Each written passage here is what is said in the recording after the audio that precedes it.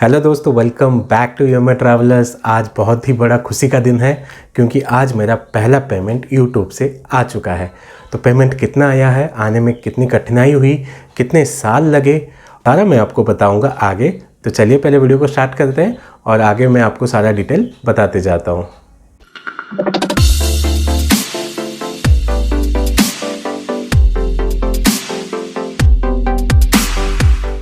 Welcome back दोस्तों। जैसे आपको पता ही है कि मेरा ट्रैवल रिलेटेड ब्लॉग बनाता हूँ, ट्रैवल वीडियोस बनाता हूँ और वीडियो बनाते बनाते लगभग 2 साल बीत गए हैं और 2 साल बाद फाइनली मेरा पहला पेमेंट रिसीव हो चुका है। और उसकी जो खुशी होती है मैं क्या ही बताऊँ। खुशी ऐसी होती है जैसे आप अपना पहला जॉब करते हो, चाहे आप जितना भी कमा लो, लेकिन जो यूट्यूब का पहला मनी होता है, क्रिएटर का पहला पैसा और पेमेंट जो आता है, उसकी खुशी कुछ नेक्स्ट लेवल की होती है। आप लोग समझ पा रहे होंगे। पैसा ही पैसा होगा। तो चलिए अभी चलते हैं एटीएम और पैसा उठाते हैं और कितना आया है वो भी मैं आपको आगे बताता हूँ।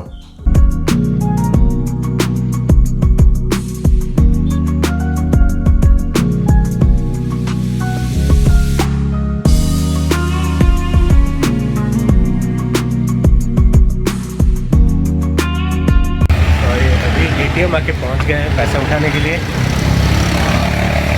सिटी बैंक अभी एक्सिस बैंक हो गया, तो एक्सिस बैंक में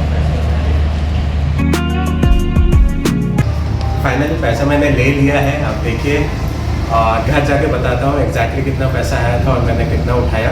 तो चलिए अभी घर चलते हैं। A few moments later. दोस्तों पैसे लेके हम लोग फाइनली आ चुके हैं और मैंने पूरा पैसा नहीं उठाया, मैंने थोड़ा कम पैसा उठाया क्योंकि मेरे को जितना ज़रूरत था मैंने उतना ही उठाया और आप लोगों को दिखाना भी था कि यूट्यूब की पेमेंट आ चुकी है और मेरे को उठाना है, तो इसलिए मैंने थोड़ा सा पैसा उठा लिया। आधा ही आप समझिए जितना पेमेंट आया था। और पेमेंट कितना आया था आप सब जानना चाहते होंगे।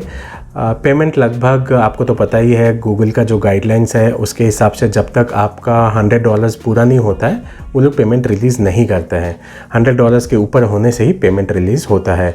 तो मुझे एग्जैक्टली कितना आया था उसमें आप एक Realme का C12 फ़ोन ख़रीद सकते हैं अमेज़ॉन से। दोस्तों जब आपका गूगल एडसेंस से पेमेंट रिलीज़ हो जाता है तो आपको कुछ ऐसा मेल आएगा। जैसे मेरे केस में सिटी बैंक था तो सिटी बैंक में ऐसा मुझे मेल आया, involve remittance transaction number this और अकाउंट नंबर दिस, और नीचे अमाउंट मेंशन किया गया था और उसमें बोला गया था कि आप एक पर्पस कोड, यहाँ पे देखो पर्पस कोड आपको शेयर करना था उनके साथ। यूजुअली जो यूट्यूब से अर्निंग होता है उसका पर्पस कोड होता है P1007, जो कि होता है मार्केटिंग और एडवर्टाइजमेंट रेवेन्यू।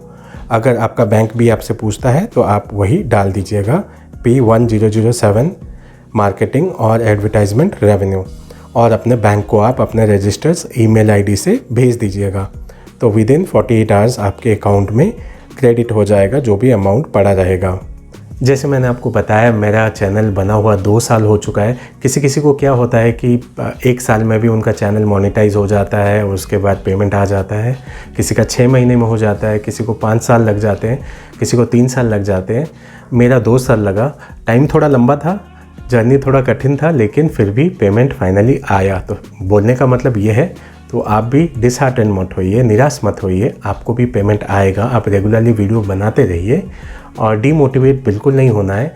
रेगुलरली वीडियो बनाते रहना है, तभी जाके कभी ना कभी आपको सक्सेस मिलेगा। और सक्सेस मिलता है, ऐसा नहीं कि सक्सेस नहीं मिलता है। मैं तो बहुत छोटा सा क्रिएटर हूँ, मेरे साथ ट्रैवल ब्लॉग में बहुत सारे बड़े बड़े ब्लॉगर्स हैं जो कि बहुत सारा पैसा कमाते हैं। ये तो पहला स्टेप्स था और पहले स्टेप में मोटिवेशन मिलता है।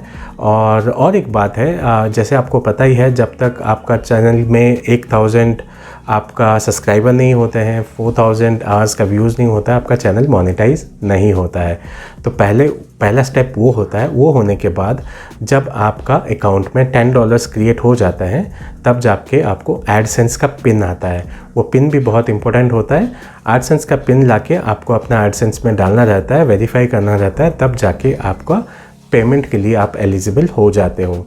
और जब आपका $100 का थ्रेशोल्ड पूरा हो जाता है उसके बाद आपको पेमेंट इन्फो में जाके एडसेंस में लॉगिन करके पेमेंट इन्फो में जाके आपको अपना बैंक अकाउंट डिटेल डालना रहता है।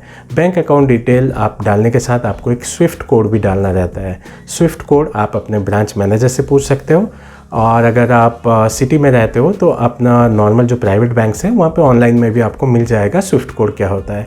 फॉर एनी इंटरनेशनल ट्रांजैक्शन आपको स्विफ्ट कोड की ज़रूरत रहती है, क्योंकि आपका जो पेमेंट आता है वो डॉलर्स में आता है, जब आपके अकाउंट में आएगा वो कन्वर्ट होके वो आएगा INR में, तो इसलिए स्विफ्ट कोड ज़रूरी रहता है।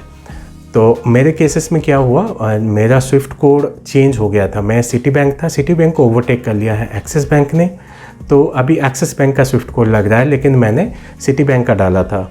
जब मैंने उन कस्टमर केयर में फ़ोन किया तो उन्होंने बोला शायद आपको एक्सिस बैंक का देना है, और मैंने फिर एक दिन वेट किया तो मुझे ऑटोमेटिक सिटी बैंक से ही मेल आ गया था कि आपका इनवर्ड रेमिटेंस का मेल आया हुआ है। थोड़ा सा डिटेल देना पड़ा और उसके बाद 24 आवर्स के अंदर मेरा पेमेंट क्रेडिट हो गया मेरे अकाउंट में। तो चलिए, आशा करते हैं ये वीडियो आपको बहुत अच्छा लगा होगा। छोटा सा वीडियो है लेकिन बहुत अच्छा लगा होगा। आप लोगों के लिए सपोर्ट के लिए थैंक यू। आप लोग ऐसे ही सपोर्ट करते रहिए और देखते रहिए योमैड ट्रैवलर्स।